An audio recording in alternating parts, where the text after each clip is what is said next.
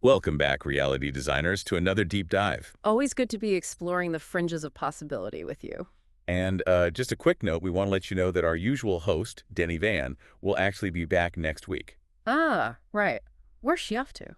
Well, apparently she has quantum jumped herself into a complete new kitchen remodel. Decided her reality needed a serious aesthetic upgrade. Huh. A bold move. Let's hope she landed in a timeline with the right tile choices. That can be tricky. Definitely. And speaking of quantum jumping, that is our deep dive for today. We're getting into the book Quantum Jumping by Burt Goldman. Ah, Burt Goldman, the American monk. Yeah, exactly.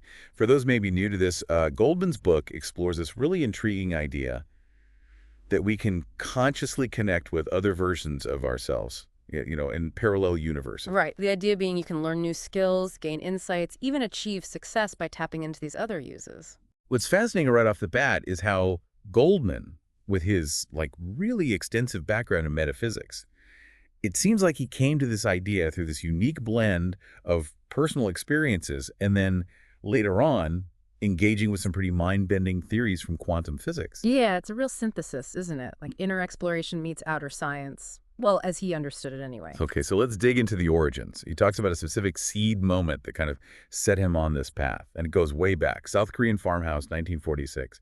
Seems pretty ordinary at first. That's right. So Goldman, he was a sergeant then. He recounts being with his friend Johnny Kim, and they get invited into this farmhouse. Now, Goldman apparently only knew one tune on the organ, Which was? Auld Lang Syne. But here's the kicker. He had no idea it was also the melody of the Korean national anthem. Wow. Imagine the surprise. Mm. Instant connection, right? But then Hmm. it gets weirder, or, well, more significant for this story. Yeah, so on a later visit to that same farmhouse, Goldman had a terrible migraine. Just awful. And the old man of the house, who happened to be a mudang, that's a Korean shaman, well, he simply passed his hand over Goldman's head. Yeah. And the migraine just vanished. Gone. Whoa. Okay, that would definitely make an impression. You'd think so. This seems to have been a really foundational experience for him, opened him up to the idea that there are, energies and forces we don't fully get, and they can directly impact our physical state. And this led to more explorations, right? He mentions Hawaii, a kahuna. Exactly. He delves into Hawaiian shamanism with a kahuna there, and then later becomes a student of Paramahansa Yogananda, exploring yoga, meditation. So you got this young guy experiencing traditional healing in Korea, that ancient wisdom in Hawaii, the yogic practices. It's like he was collecting puzzle pieces of esoteric knowledge, almost like he was being Mhm. guided. That's exactly how he frames it. He talks about these early experiences with energy manipulation, chanting, different kinds of meditation, hypnosis, and he felt this growing intuition that it wasn't random, that there was some underlying higher intelligence guiding him. And he connects it back to that Auld Lang Syne moment. He does. He sees that as the first little nudge. And the shaman healing his migraine really solidified the potential of these, well, less conventional approaches. Okay, so fast forward decades later, we get to the actual birth of the quantum jumping concept. Hmm. He holds on to this belief in a guiding intelligence, right? And he's studied everything. Oh, yeah. Emil Coase affirmations, hypnosis, NLP, feng shui, yoga, you name it. He really became a student of the self, constantly learning. And what's really interesting is his curiosity didn't wane. In his late 70s, which is pretty amazing, he attends a lecture for Dr. Edgar Mitchell's group, the astronaut, right? That's the one. And after that, he decides to dive into physics. Now, he admits the heavy math was beyond him. Right. Yeah. But this exploration exposed him to the concept of infinite universes. He reads Alan Wolfe, Michikaku, a Professor Franks, and gets hit with this powerful idea. If a universe can be imagined, it exists. Mind Yeah. blown, Yeah. right? That reality isn't just this, but this huge, maybe infinite multiverse where every single possibility is playing out somewhere. Precisely. So suddenly, all those metaphysical ideas he'd been studying for years had this sort of, well, philosophical, maybe even quasi-scientific echo in some interpretations of physics. The multiverse. Yeah. Every potential outcome realized. Exactly. Now, the standard physics take, as Goldman acknowledges, is that these different bubble universes, if they exist, are separate, sealed off. You can't just pop over for a visit. Right. No known way to cross between them. But Goldman, drawing on his lifetime of metaphysical stuff, he basically said, well, maybe physics hasn't found the way, but the mind can. He proposed that the human mind could be the key, that it could instantaneously access these other universes. And this leads us to what he calls his first quantum jump, though he didn't call it that then. It involves a party. And Al Jolson. It does, strangely enough, a social gathering in New Jersey. Goldman insists he was not a singer, had zero plans to sing. Good. But he goes into this deep meditation, and as he describes it, he mentally merges with the essence of his favorite singer, Al Jolson. Like he vividly imagines stepping into Jolson's persona right before getting up to sing. And what happened? Did he suddenly break into Mammy? Apparently, yeah.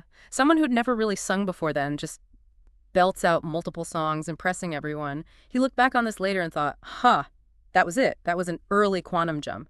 Tapping into the rhythm of another self. Rhythm. Okay, let's talk about that. That seems key to his theory. It really is. He suggests everything, people, projects, even things, has this unique energy field, a vibration, a rhythm.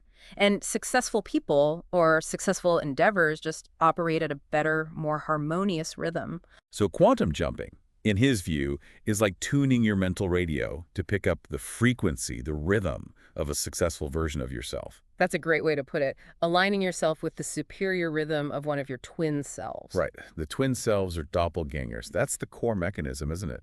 Absolutely fundamental. The idea is infinite multiverse means infinite versions of you, exact duplicates, but they've lived different lives, made different choices. So they have different skills, different experiences. Exactly. And some of these twin selves might be total rock stars in areas you're just struggling with.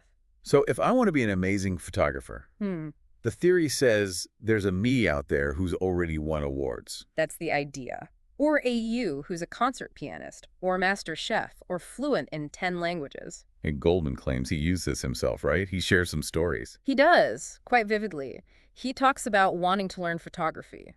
So he consciously does a quantum jump, intending to connect with a photographer twin self he imagined living in San Diego. Okay, and what wisdom did this photographic genius impart? The first piece of advice was, well, a bit underwhelming. Just take a lot of pictures. Not exactly groundbreaking. Right. So Goldman did. Took loads of pictures, but they were just, ordinary. So he jumped again. He did, undeterred. Went back to the same photographer twin asking for more. And this time the advice was just 2 words. Plant yourself. Plant yourself? What does that even mean? He didn't know either, found it pretty cryptic. But the next day, he's down at the marina, and he gets this weird, inexplicable urge to just stay put, right in one spot. And he takes 130 photos from that exact position. 130 photos of the same scene? Yep. And when they were developed, something bizarre happened. They seem to have somehow merged into one single extraordinary image, which apparently went on to get significant recognition. Whoa, okay, that's a story. It served as huge validation for him. And after that, he claims he used quantum jumping to pick up skills in piano, painting, writing, even feng shui, basically with no prior training. It's a pretty wild set of claims, which makes you wonder, okay, what are the actual principles here? He says it's not magic, right? It's a method. Yeah, he emphasizes it's about cultivating command and confidence. It's heavily tied into belief and expectation. He suggests quantum jumpers learn to consciously align with the positive energy, the successful rhythm of these other selves. So it ties into the law of attraction, in a way. He explicitly says that.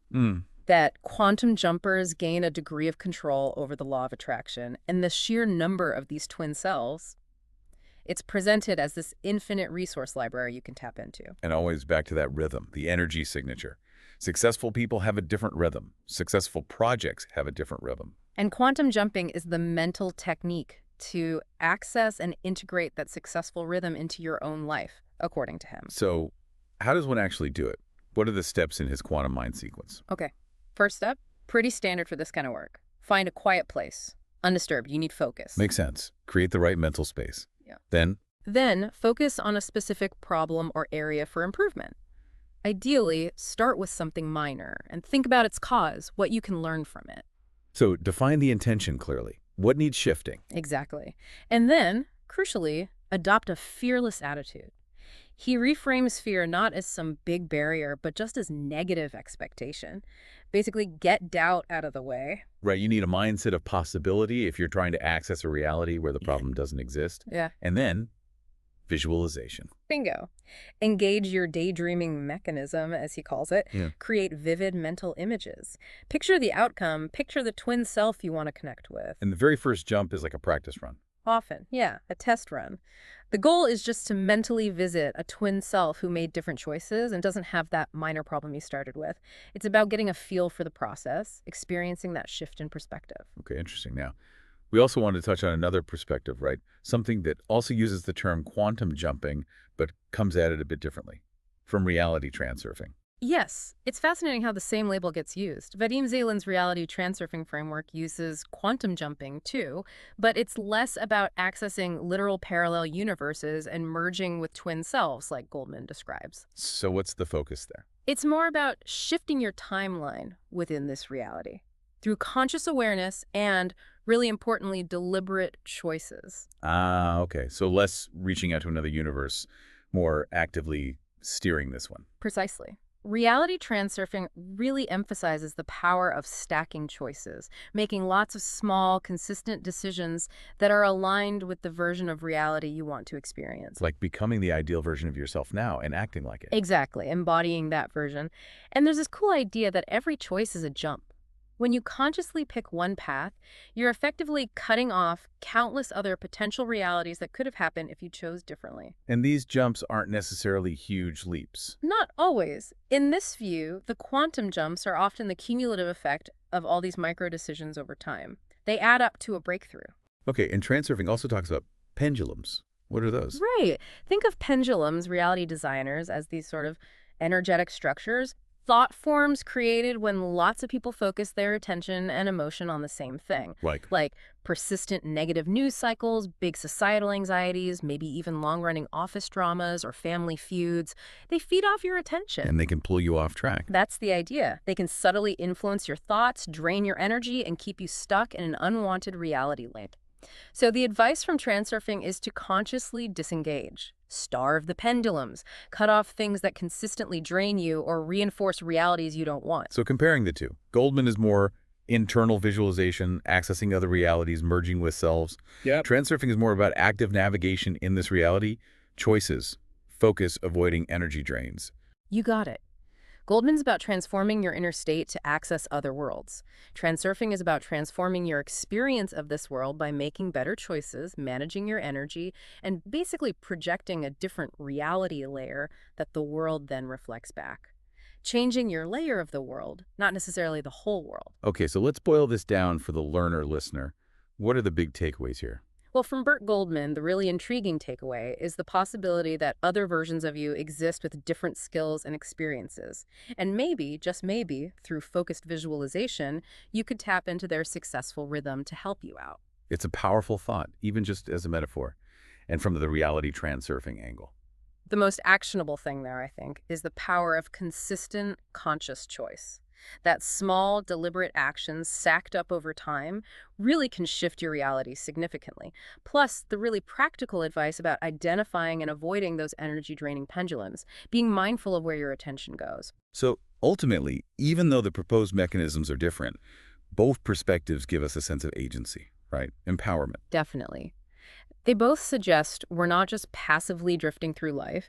We have some say in shaping our experience, whether it's through exploring potential selves, like Goldman suggests, or through the focused intention of our choices and energy, like transurfing emphasizes. It challenges the idea that our limitations are fixed. Absolutely. It suggests the boundaries might be more flexible than we usually think, and that our minds, our choices, our focus, these are powerful tools. Okay, so to wrap this deep dive up, we've looked at Burt Goldman's quantum jumping connecting with twin selves and parallel universes. We've touched on the reality transurfing view, shifting timelines through conscious choices and energy management right here. We hope this has given you, reality designers, a good shortcut to understanding these pretty mind-bending ideas. Indeed. It's all about considering that maybe, just maybe, what's possible is broader than we assume, and that we play a bigger role in our reality than we might realize. And on that note, here's a final thought to chew on. Could the quantum jumps in your own life already be happening? With every single decision you make, big or small, conscious or unconscious, are you subtly shifting your path, jumping timelines, without even realizing it? A very compelling question to ponder.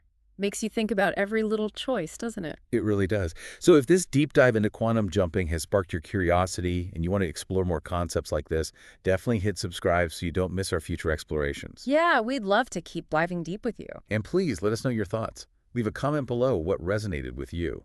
What questions does this bring up? We love hearing from you. Until our next deep dive, keep exploring the possibilities.